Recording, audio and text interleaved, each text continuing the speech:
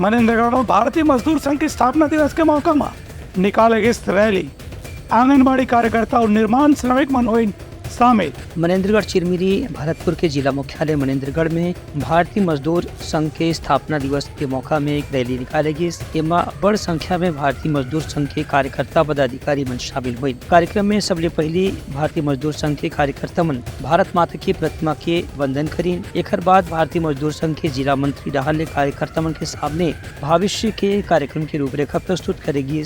एक बाद संघ के कार्यकर्ता मन डाहल रैली निकालेगी।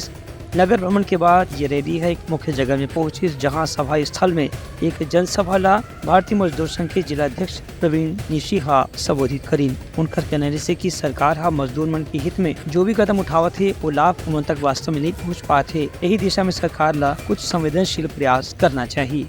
पहले BMS की स्थापना दिवस मनाए, उसके बाद हमने नगर भ्रमण का कार्यक्रम रखा और नगर भ्रमण पे पूरा राम मंदिर, हजारी चौक, विवेकानंद चौक और ये सब होते हुए फुवारा चौक होते हुए फिर भ्रमण स्थल पे आके फिर तहसील भवन तक हम लोगों ने ये रैली संपन्न की।